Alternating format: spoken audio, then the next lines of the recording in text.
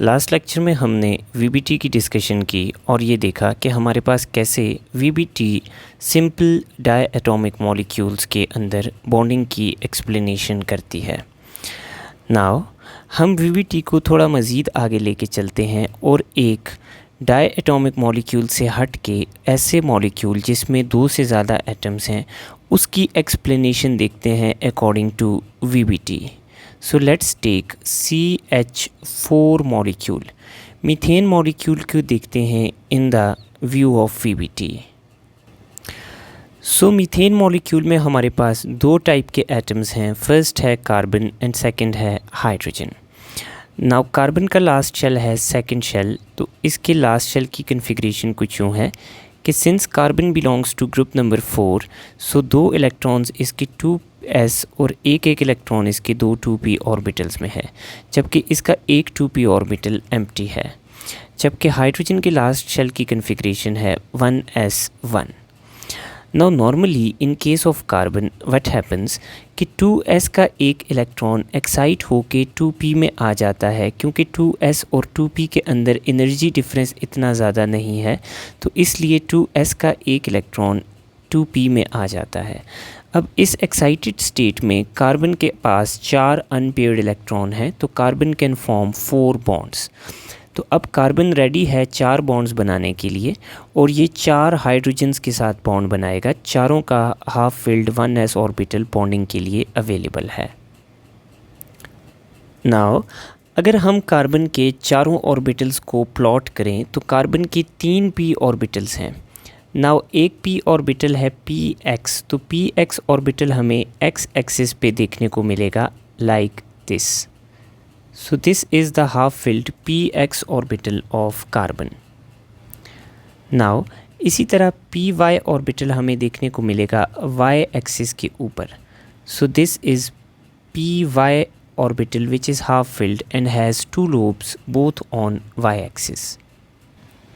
Now if we talk about pz orbital, तो pz orbital हमें देखने को मिलेगा z axis के ऊपर, तो इसका एक लोब ऊपर और एक लोब नीचे होगा z एक्सिस के ऊपर। सो ये हमारे पास कार्बन के 3 p ऑर्बिटल्स हैं, तीनों हाफ फिल्ड हैं। Now if we talk about s orbital, तो s orbital is smaller in size compare to p orbitals. Actually s orbitals का साइज़ बड़ा होता है, but for our purpose of understanding हम s orbital के size को p orbital से थोड़ा सा छोटा लेते हैं। So this is s orbital. So यूँ हमारे पास कार्बन के हमें 4 ऑर्बिटल्स देखने को मिल रहे हैं। नाउ लेट्स सी कि कार्बन कैसे बॉन्ड बनाता है। नाउ सिंस कार्बन के 4 ऑर्बिटल्स हैं, एक 2s ऑर्बिटल है, बाकी 3 क्या हैं 2p ऑर्बिटल्स हैं, जिनमें से एक px, एक py और तीसरा pz है। नाउ ये चारों ऑर्बिटल्स क्या करते हैं, हाइड्रोजन के 1s के साथ ओवरलैप करते हैं। तो सबसे पहले हाइड्रोजन का 1s का ओवरलैप होता है px ऑर्बिटल के साथ लाइक दिस। सो ये एक हाइड्रोजन का ओवरलैप हुआ और यूँ कार्बन और हाइड्रोजन के दरमियान पहला बॉन्ड बन जाता है, that is sigma bond. Now next हमारे पास एक और s orbital of hydrogen carbon के py के साथ ओवरलैप करता है और यूँ हमारे पास कार्बन और हाइड्रोजन में एक और बॉन्ड बन जाता है, that is another carbon hydrogen sigma bond. इसी तरह तीसरे हाइड्रोजन का 1s कार्बन के pz के साथ ओवरलैप करता है and we get another bond, that is carbon hydrogen sigma bond. अब अगर मैं s ऑर्बिटल के ओवरलैप की बात करूं तो यहाँ पे मैं कहीं भी s ऑर्बिटल का ओवरलैप करवाता हूँ with s orbital of hydrogen. So यहाँ पे हमारे पास कार्बन के 2s और हाइड्रोजन के 1s के दरमियान ओवरलैप हुआ और से फॉर एग्ज़ाम्पल मेरे पास ये एक और बॉन्ड बन गया between carbon and hydrogen. Now interesting things arise here, यहाँ पर इंटरेस्टिंग थिंग्स अराइज़ होंगी। सबसे पहले तो हमारे पास कार्बन के 4 बॉन्ड्स बने हैं। नाउ वो बॉन्ड्स जो p ऑर्बिटल से बने हैं, which means this bond and this bond. अब इन बॉन्ड्स के जो हमारे पास बॉन्ड एंगल हैं वो 90 डिग्री हैं, क्योंकि हमारे पास p ऑर्बिटल्स एक दूसरे के रिलेटिवली 90 डिग्री पे पड़े हैं, जबकि s के साथ जो बॉन्ड एंगल बना है वो 90 डिग्री से बड़ा है। So this is the first thing that we notice in CH4 molecule if we draw CH4 molecule according to VBT. Second major difference जो हमें देखने को मिल रहा है so that is bond length. अगर हम p ऑर्बिटल्स वाले कार्बन हाइड्रोजन बॉन्ड की लेंथ देखें तो p ऑर्बिटल्स वाले बॉन्ड्स की लेंथ जो है that is a bit longer, जबकि s ऑर्बिटल के साथ जो बॉन्ड बन रहा है दैट इज़ शॉर्टर। सो ये वाला बॉन्ड शॉर्ट है क्योंकि ये s ऑर्बिटल ऑफ कार्बन और हाइड्रोजन के दरमियान बन रहा है, जबकि ये तीन बॉन्ड्स जो हैं ये p ऑर्बिटल ऑफ कार्बन के साथ से बन रहे हैं। सो इसलिए p ऑर्बिटल्स वाले बॉन्ड लॉन्गर हैं। नाउ अगर हम इन दोनों चीज़ों को देखें तो ओरिजिनल CH4 मॉलिक्यूल्स में इन दोनों में से कोई चीज़ प्रेजेंट नहीं है।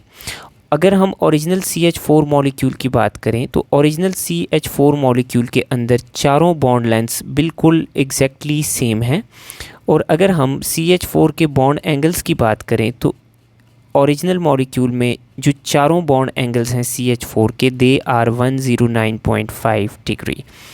सो इसका मतलब है कि जब हम VBT को प्लॉट करते हैं या अप्लाई करते हैं ऐसे मॉलिक्यूल्स पे जिनके अंदर दो से ज़्यादा एटम्स मौजूद हैं, तो VBT ऐसे एटम्स की ज्योमेट्री को एक्सप्लेन नहीं कर सकती। देयरफॉर यहाँ पर आके VBT फेल हो जाती है। नाउ इस फिनोमिनन को एक्सप्लेन करने के लिए हमारे पास American theoretical chemist Linus Pauling ने एक आइडिया दिया।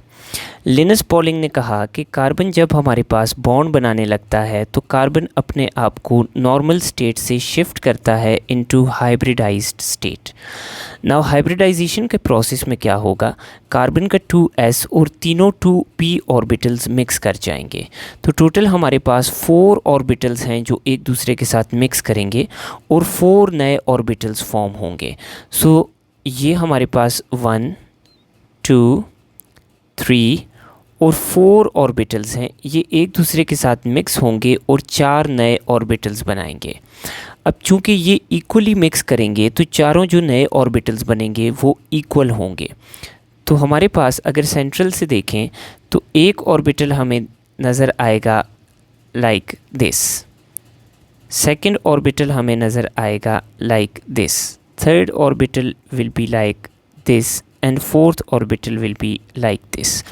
तो पहले कार्बन की कन्फिग्रेशन यूँ थी कि हमारे पास p ऑर्बिटल्स और s ऑर्बिटल्स एक दूसरे से सेपरेट थे। अब इन चारों ऑर्बिटल्स ने एक दूसरे के साथ इक्वली मिक्स किया है और 4 नए ऑर्बिटल्स बनाए हैं। अब ये जो 4 नए ऑर्बिटल्स बने हैं ये एक s और 3 p की कॉम्बिनेशन से बने हैं, इसलिए हम इन चारों को कहेंगे sp3 hybrid orbitals. Now hybridisation से पहले हर ऑर्बिटल के पास एक एक इलेक्ट्रॉन था, तो हाइब्रिडाइजेशन के बाद भी हर ऑर्बिटल के पास एक एक इलेक्ट्रॉन होगा। नाउ ये जो चारों नए ऑर्बिटल्स बने हैं इन चारों को हम कहेंगे sp3 sp3 sp3 sp3, क्योंकि इन चारों में हर ऑर्बिटल में एक s और 3 p की कॉम्बिनेशन मौजूद है, इसलिए हर का एक का नाम है sp3। अब चूंकि चारों ऑर्बिटल सिमिलर हो चुके हैं तो चारों की लेंथ भी इक्वल हो जाएगी, और अब इन चारों के दरमियान जो बॉन्ड एंगल है that will be equal to 109.5 degree. अब ये चारों ऑर्बिटल्स बारी बारी हाइड्रोजन के 1s ऑर्बिटल के साथ ओवरलैप करेंगे लाइक दिस। तो हाइड्रोजन का 1s चारों sp3 हाइब्रिड ऑर्बिटल्स के साथ ओवरलैप करेगा और यूँ हमारे पास CH4 का मॉलिक्यूल बनेगा। तो अगर हम इस स्ट्रक्चर के थ्रू CH4 का मॉलिक्यूल देखें तो it exactly agrees the original structure of CH4 molecule. तो ओरिजिनल स्ट्रक्चर में चारों एंगल्स 109.5 डिग्री हैं और चारों बॉन्ड लेंथ्स इक्वल हैं। तो हाइब्रिडाइजेशन के कॉन्सेप्ट के मुताबिक भी चारों बॉन्ड लेंथ्स इक्वल हैं और चारों बॉन्ड एंगल्स 109.5 डिग्री हैं। So hybridization is basically mixing of orbitals with slight difference in their energy to give a new set of orbitals with same energy। तो हाइब्रिडाइजेशन में हमारे पास वो ऑर्बिटल्स जिनकी energy में कम डिफरेंस था, यानी कार्बन के s और p ऑर्बिटल्स में एनर्जी डिफरेंस इतना ज़्यादा नहीं है, तो ये ऑर्बिटल्स मिक्स करके हमें एक नया सेट ऑफ ऑर्बिटल्स देते हैं जिनकी एनर्जी क्या है एग्जैक्टली सेम है और लेंथ क्या है एग्जैक्टली सेम है। तो हमारे पास एटॉमिक ऑर्बिटल्स ख़त्म हो जाते हैं और इनको रिप्लेस कर देते हैं hybrid orbitals. So these orbitals will get finished और इनकी जगह नए हाइब्रिड ऑर्बिटल्स बन जाएंगे। नाउ ये जो हमने मोड ऑफ हाइब्रिडाइजेशन देखा है, इसमें हमारे पास एक s और 3 p ने मिक्स किया है, तो इस मोड ऑफ हाइब्रिडाइजेशन को हम कहेंगे sp3 mode of hybridization. Now sp3 mode के अलावा हमारे पास sp2 मोड ऑफ हाइब्रिडाइजेशन भी प्रेजेंट है और sp मोड ऑफ हाइब्रिडाइजेशन भी प्रेजेंट है। And apart from s and p orbitals, d orbitals also take part in the process of hybridization। Now अगर हम एक्चुअली बात करें तो एक्चुअली हमारे पास हाइब्रिडाइजेशन कोई फ़िज़िकल प्रोसेस नहीं है। हाइब्रिडाइजेशन को आज तक डिटेक्ट नहीं किया गया, ये सिर्फ एक थ्योरी है जो यूज़ की जाती है to explain the structure of molecules. So इसलिए although it is not a physical process, तो इसके लिए हम ये नहीं कह सकते कि आइदर हाइब्रिडाइजेशन एक्सोथर्मिक है या एंडोथर्मिक है। लेकिन अगर हम वैसे कहें कि अगर हाइब्रिडाइजेशन थ्योरेटिकली हो तो क्या होगा, तो थ्योरेटिकली सम बुक स्टेट के हाइब्रिडाइजेशन इज़ एंडोथर्मिक प्रोसेस और सम बुक स्टेट्स के hybridization is exothermic process. Now sp3 hybridization को स्टडी करने के बाद we look at sp2 mode of hybridization. sp2 mode of hybridization को हम स्टडी करेंगे थ्रू अ मॉलिक्यूल bf3। सो अगर हम bf3 को देखें तो इसमें हमारे पास दो किस्म के एटम्स हैं, एक है बोरॉन और सेकंड है fluorine. Now boron belongs to period 2, तो इसके लास्ट शेल में हमारे पास 2s और 3 2p ऑर्बिटल्स हैं। And same is for fluorine, it also belongs to second period, तो इसके अंदर भी हमारे पास सेम शेल्स हमें देखने को मिलेंगे।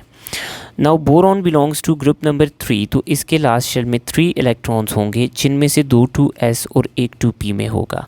जबकि फ्लोरीन बिलोंग्स टू ग्रुप 7, तो इसके लास्ट शेल में हमारे पास 7 इलेक्ट्रॉन्स होंगे। तो हर फ्लोरीन के पास एक 2 ऑर्बिटल 2p ऑर्बिटल ऐसा है जो कि हाफ फिल्ड है और बॉन्डिंग में पार्टिसिपेट कर सकता है। नाउ बोरॉन की 2s और 2p ऑर्बिटल में एनर्जी डिफरेंस इतना ज़्यादा नहीं है, तो बोरॉन जब बाइंडिंग करेगा या बॉन्ड बनाने लगेगा तो 2s का एक इलेक्ट्रॉन एक्साइट होके एक एम्प्टी 2p ऑर्बिटल में आ जाएगा। तो इस चेंज ऑफ कन्फिग्रेशन के बाद हमारे पास बोरॉन के अंदर 3 ऑर्बिटल्स अवेलेबल हैं जो कि बॉन्डिंग कर सकते हैं। तो बोरॉन का हर जो हाफ फिल्ड ऑर्बिटल है वो 3 फ्लोरीन के साथ बाइंड करेगा और bf3 मॉलिक्यूल बनाएगा। लेकिन bf3 का मॉलिक्यूल बोरॉन के सिंपल 2s और 2p ऑर्बिटल से नहीं बनेगा। सो bf3 मॉलिक्यूल को बनाने के लिए बोरॉन क्या करेगा, हाइब्रिडाइज करेगा। अब ये ऐसे हाइब्रिडाइज करेगा कि इसके 4 ऑर्बिटल्स में से 3 ऑर्बिटल्स हाफ फिल्ड हैं जो कि बॉन्डिंग के लिए रेडी हैं। तो एक s और 2 p ऑर्बिटल्स क्या करेंगे, मिक्स करेंगे। तो टोटल 3 ऑर्बिटल्स ने मिक्स किया है, तो हमारे पास 3 नए ऑर्बिटल्स बनेंगे।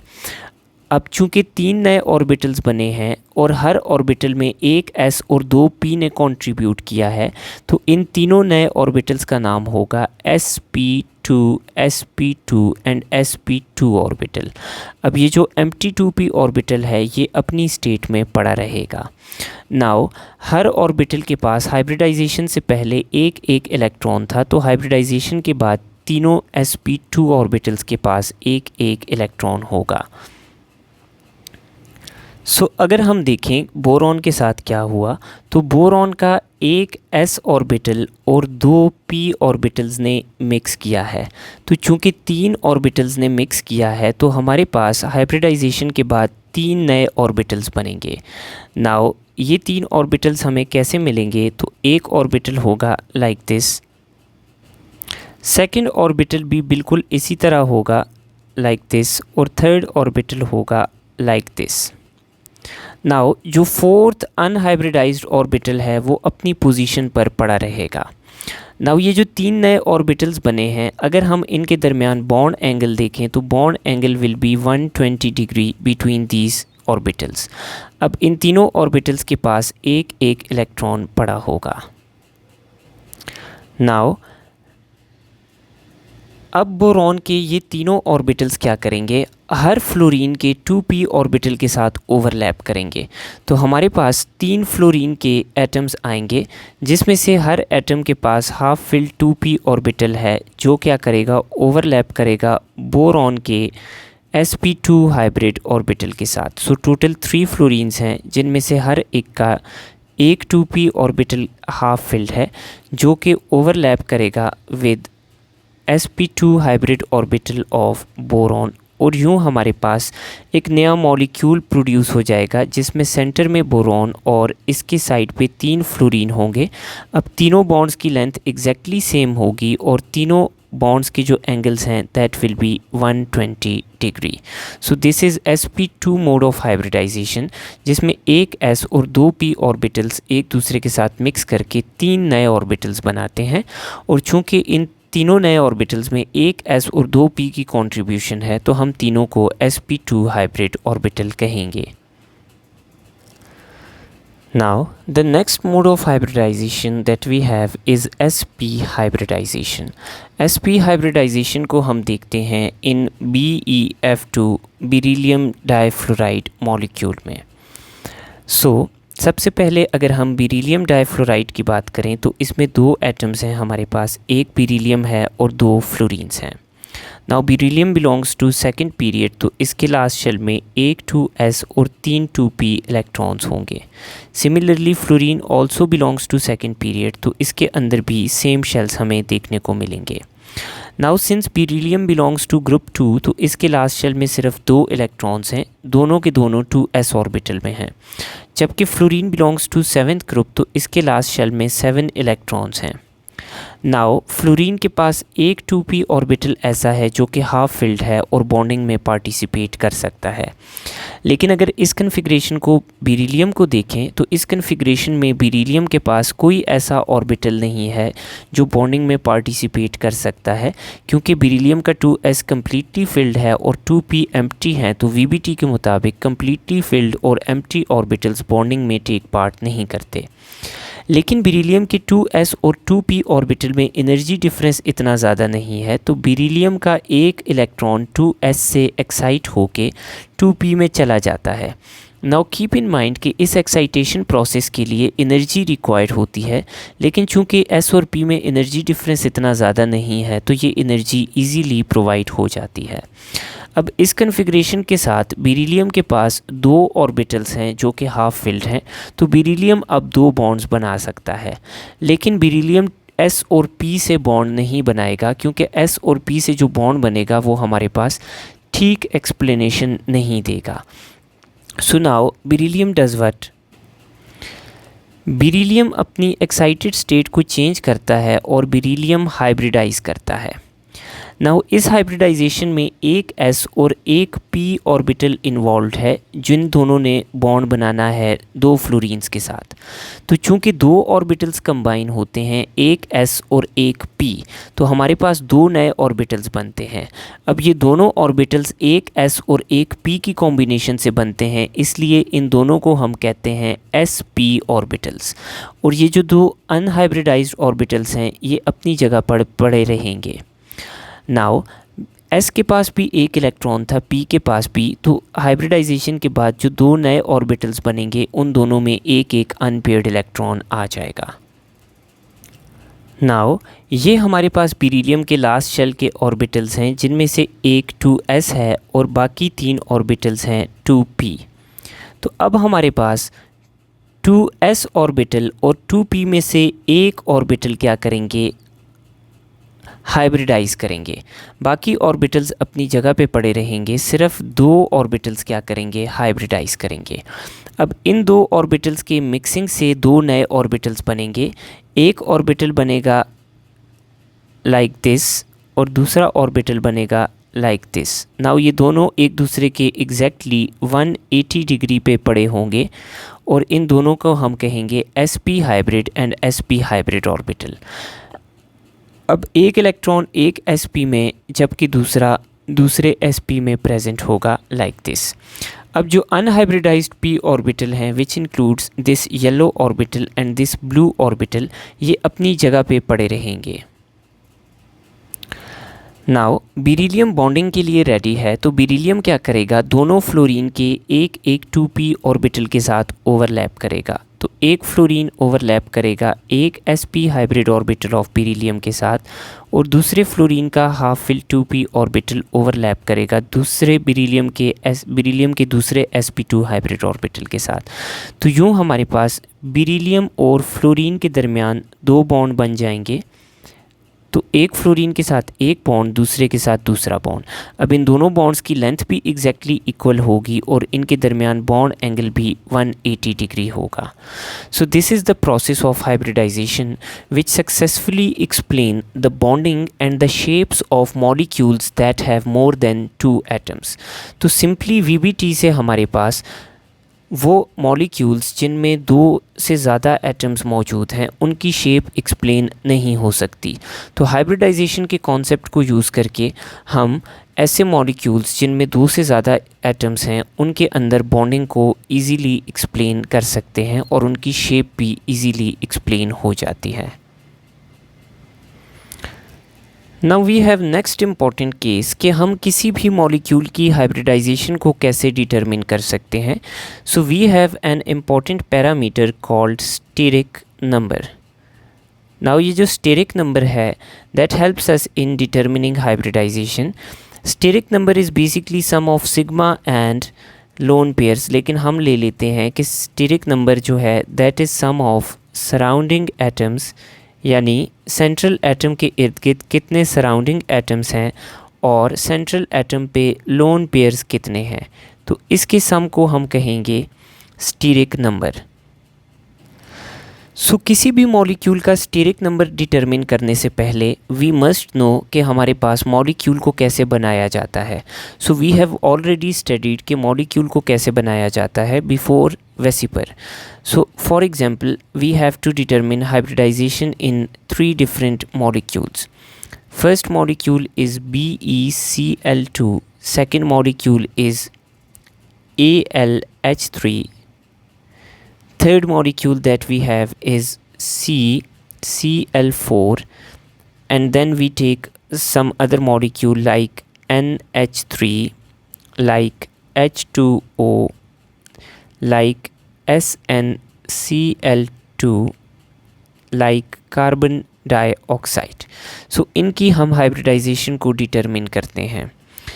सो सबसे पहले हम मॉलिक्यूल बनाएंगे बेरिलियम क्लोराइड में। Beryllium is central atom and it belongs to group 2, तो 2 इलेक्ट्रॉन्स बनाएंगे और इसके साथ हम 2 क्लोरीन को ज्वाइन कर देंगे। सो this is BeCl2 molecule.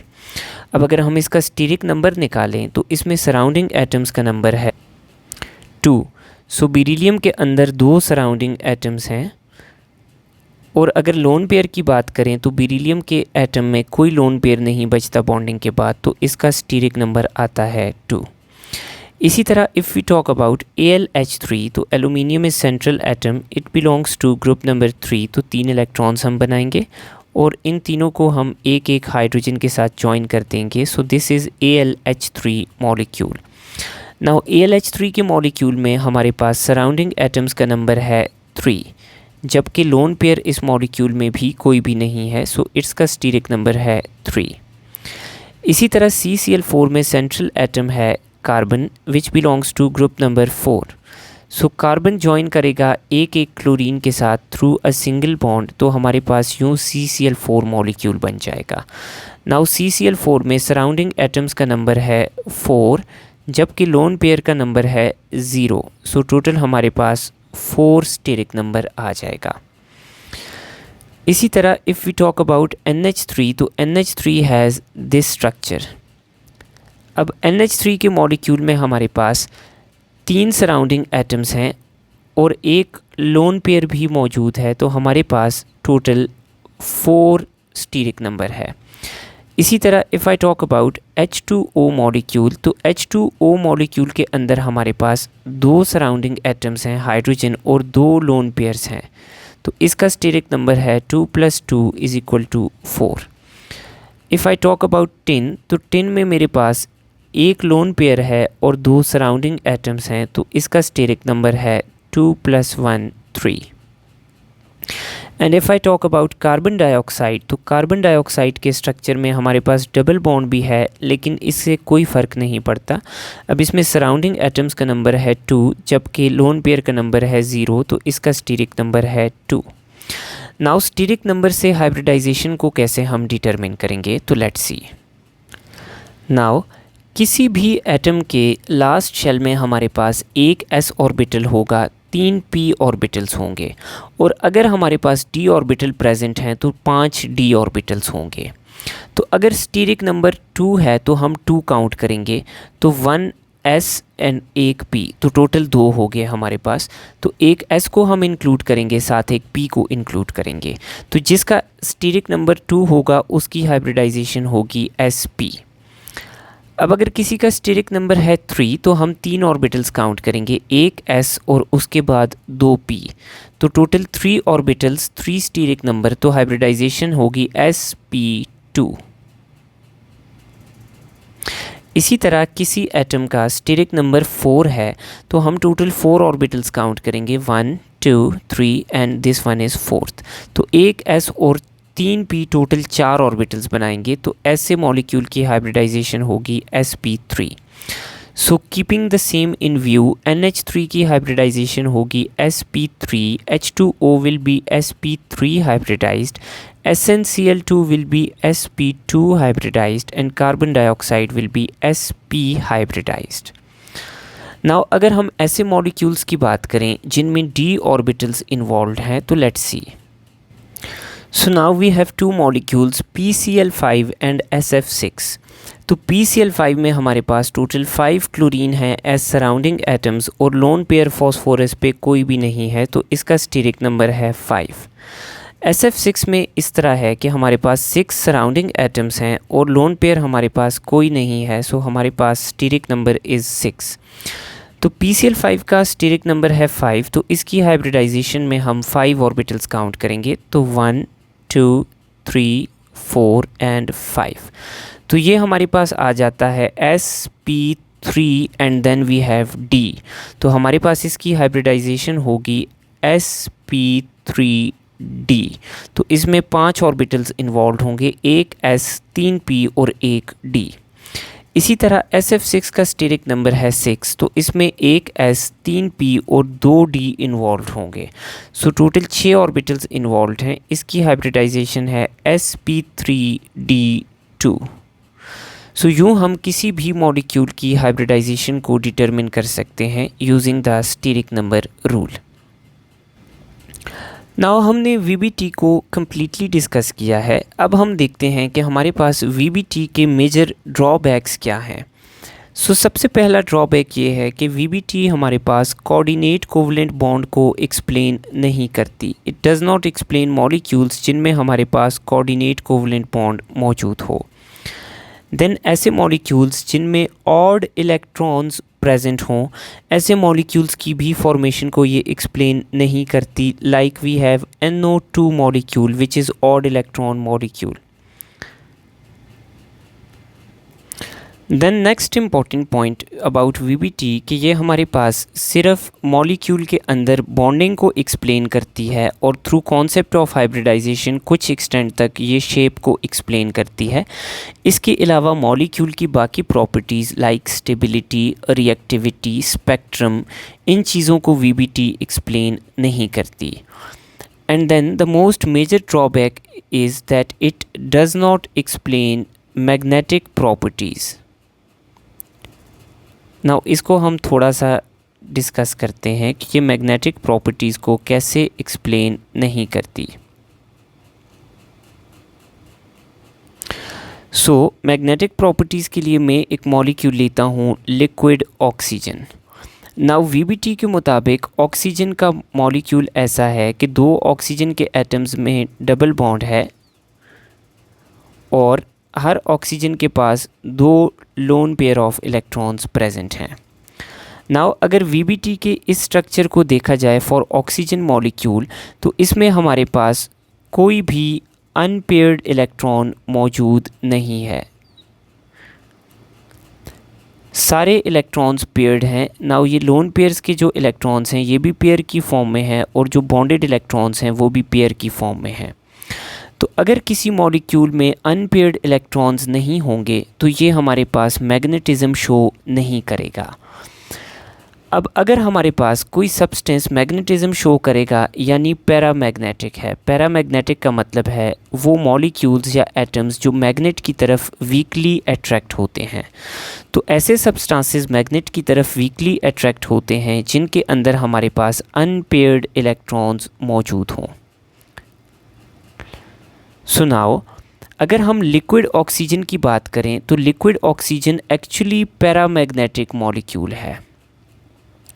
So since liquid oxygen paramagnetic molecule है तो इसका मतलब है कि लिक्विड ऑक्सीजन में अनपेयर्ड इलेक्ट्रॉन्स मौजूद हैं। लेकिन अगर हम VBT का स्ट्रक्चर देखें फॉर लिक्विड ऑक्सीजन तो VBT के स्ट्रक्चर में कोई भी अनपेयर्ड इलेक्ट्रॉन नहीं है। तो VBT के मुताबिक ऑक्सीजन का मॉलिक्यूल पैरामैग्नेटिक नहीं है बल्कि डायामैग्नेटिक है, यानी ये मैग्नेटिक नहीं है। But actually oxygen is paramagnetic. तो हमारे पास जो VBT है वो पैरामैग्नेटिक मॉलिक्यूल्स की मैग्नेटिक प्रॉपर्टीज़ को एक्सप्लेन नहीं करती। जो मॉलिक्यूलर ऑर्बिटल थ्योरी है it successfully explain the magnetic properties of molecules. So this is all about this lecture. Thank you.